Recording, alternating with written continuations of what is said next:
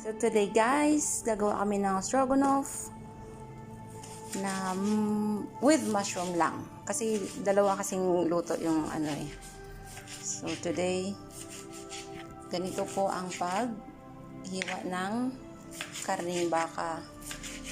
So luluto kasi kami ng pangmaramihan po, servings for 3 families.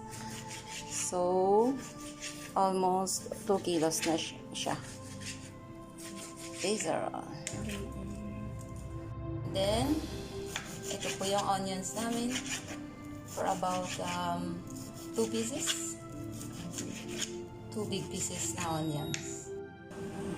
At nilagyan pala siya guys ng stroganoff powder na 2 pakete. At melt lang siya sa about 2 cups of water. Ano lang naman, hinalo lang para mas madali siyang gamitin ma'am. And then, ito na pala yung karne natin. Pina-fry na siya. Parang ano lang, parang ipa-brown lang siya. So, ito na yung karne na finry natin kanina. So, now guys, pina-fry na natin ang onion. Hanggang magiging brown lang naman siya. Golden brown. Okay. Kasi tapos na yung onions natin. So, nilagay na yung stroganoff powder.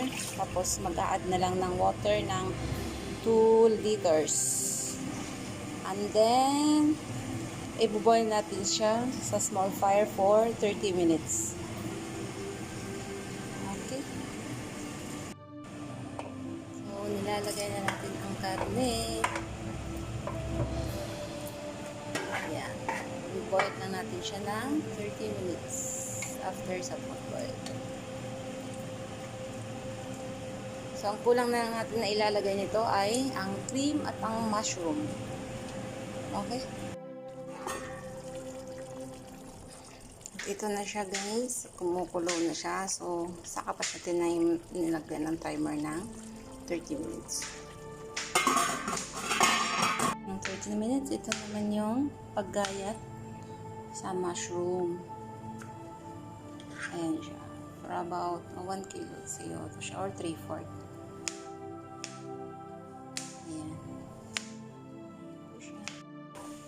So, while waiting sa 30 minutes na pagpatender ng karne natin, pina-fry naman ang mushroom. Fry konti lang naman, just a little yellow brown, golden brown. Para mamaya isama na lang siya sa paglagay na din ng cream. So, nag-add na kami ng almost 2 teaspoons full of salt. And then, gumamit din kami ng sweet pepper.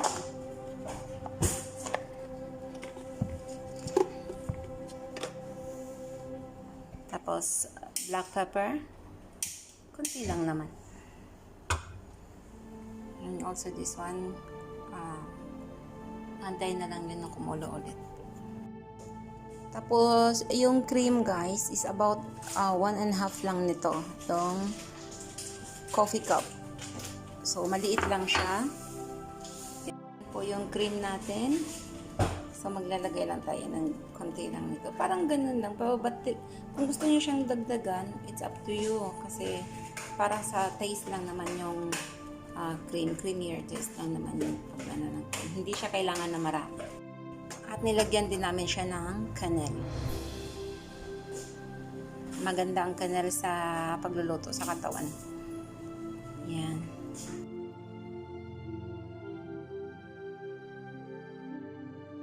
At ito na po yung finished product natin. Yan. Diretso na yung nilagay yung mushroom kasi luto na rin naman siya.